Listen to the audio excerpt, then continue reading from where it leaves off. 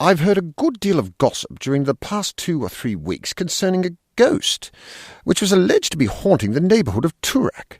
It was waited for and captured yesterday night week, and subjected to a sound thrashing.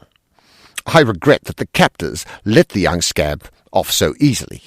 Fools such as these stimulative apparitions are, they would be wise enough to not play the ghost under the certainty of being shot at. Well, today we're exploring the ridiculous and often deeply shady pastime of ghost hoaxing. I'm David Waldron, historian and host. And I'm Tom Hodgson, writer and co-host. Katrina Hill ably directs our cast of talented voice actors. All the material you hear our actors speak will be word for word as it is recorded in the sources. Ghost hoaxing, or playing the ghost, was a weird fad for dressing up as ghosts and scaring the crap out of unsuspecting strangers. We were just saying before, they're so similar to comic book villains. They seem to stalk semi-lit streets, attack young women. They have ludicrous characters and capes. Another thing to look at, of course, is the fascination with glow-in-the-dark paint.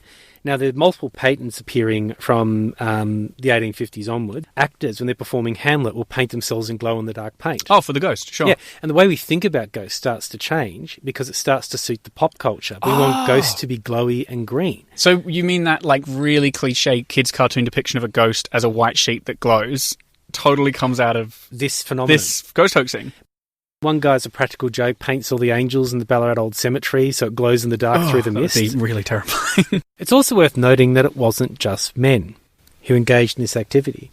One woman, for instance, in Ballarat was reported dressing up as a ghost at night to steal chickens from neighbours' farms in Eaglehawk. I have to say what I find really, really strange about that case is she was committing a crime that normally you'd want to be discreet about, and her plan was to dress as a ghost. So I don't understand how she thought drawing more attention to her crime was a good tactic. But I guess they see her and they think, ghost. Oh, ghost, run! Rather than protect chicken the thief. chickens.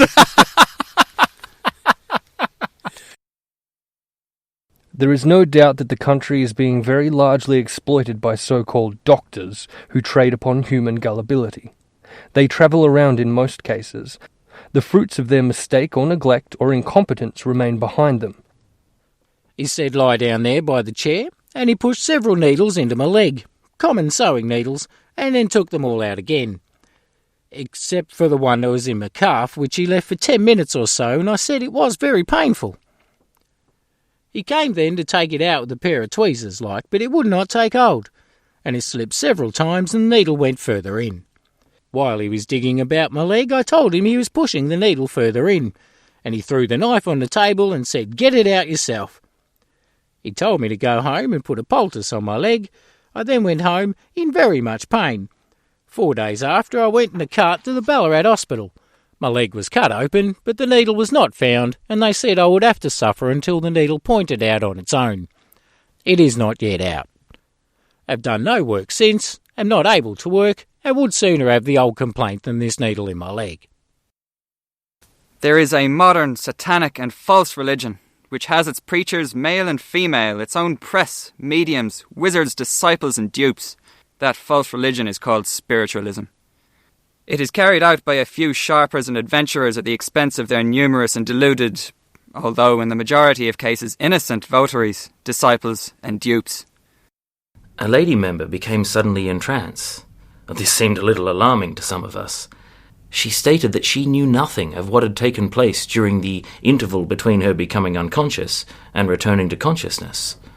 It was to her a complete blank. I stand upon this stage and I tell you that Slade is an imposter. I brand him publicly as a humbug, and I challenge him to this test. All his manifestations are the result of trickery, and when he takes your money and tells you otherwise, he swindles you.